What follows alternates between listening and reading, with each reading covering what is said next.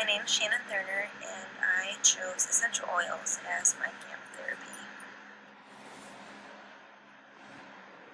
So this is the history of essential oils. They have been used for thousands of years, dating back to Greek physicians. Dioscorides wrote a seminal book called De Materia Medica, where one of the volumes focused on the medical use of essential oils in aromatherapy. There's been evidence of the use of essential oils for CAM therapy dating back 6,000 years. Then there were more major advancements in the 13th century, thanks to this Islamic physician who wrote a pharmaceutical encyclopedia titled Compendium on Simple Medicaments and Food. So in that, there were over 1,400 plant foods and essential oils that were described. So there are 3 different general uses for essential oils. The first is aromatherapy, and you diffuse or inhale the oil, or you rub the oil on your skin, and this will improve your physical, emotional, and spiritual well-being.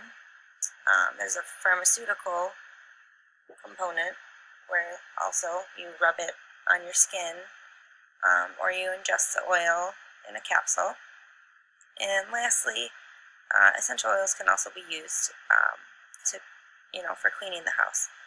All you have to do is just add a few drops into some warm water. So there are many benefits of essential oils. I just listed a few here. Some of the general ones are stress reducing, sleep aid, nausea relief, pain relief, helping with fatigue, headaches, hair loss. Like I said, those are just a few of the benefits. So I chose 2 oils to kind of focus on.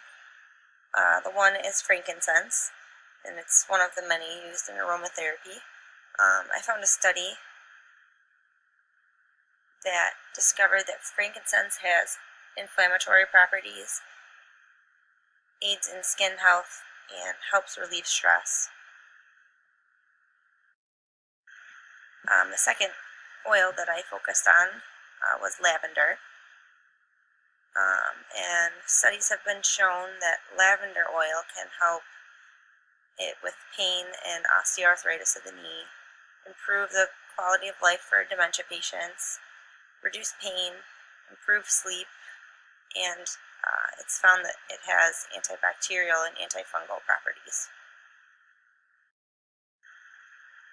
There are a few risks and side effects included with these.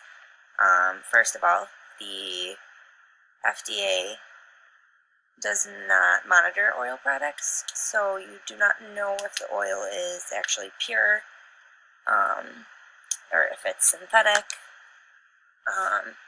Also, many people can have allergic reactions to the oil, and they can cause skin irritation. Some can cause headaches or nausea, and the oils can have interactions with other drugs. So you'll definitely need to check with your pharmacist or doctor to make sure they don't interact with any medications you're on. A lot of cultures use these essential oils, especially back in the olden days, like 6,000 years ago. Egypt, China, and India are all examples of some of the civilizations that started out using these essential oils. So some teaching that you would have to do for your patients. You have to teach the proper dilution techniques and concentration. It's recommended that you dilute your oil with a carrier oil like coconut oil or any other type of oil, and you just want a 5% concentration of the oil in there. And like I said before, you have to check with your doctor or pharmacist to see if there's any interactions with your medications. And then obviously you'd want to just inform them of the risks that may occur. So earlier I had mentioned the research study on frankincense. and they did this study to explore frankincense essential oil and its effects on human dermal fibroblasts. They found that frankincense significantly decreased the production of collagen 3, IP10, and ICAM1. So that all suggested that frankincense has anti-inflammatory properties. And they also found in this study that it had significant anti-proliferative properties. The second study that I reviewed was done by Lee, Lim, Song, Kim, and Her on essential oils and aromatherapy's effect on stress, sleep, and immunity. In this experiment, participants were to inhale a blend of lemon, eucalyptus, tea tree, and peppermint.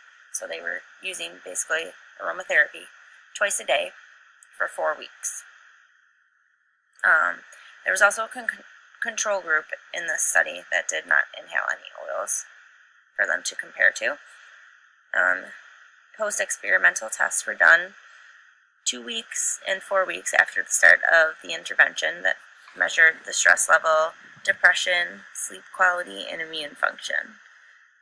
So they concluded that this blend reduced perceived stress levels, but not objective stress levels. It also reduced depression, and it increased sleep quality. And they also found that it did not really have an effect on immune function.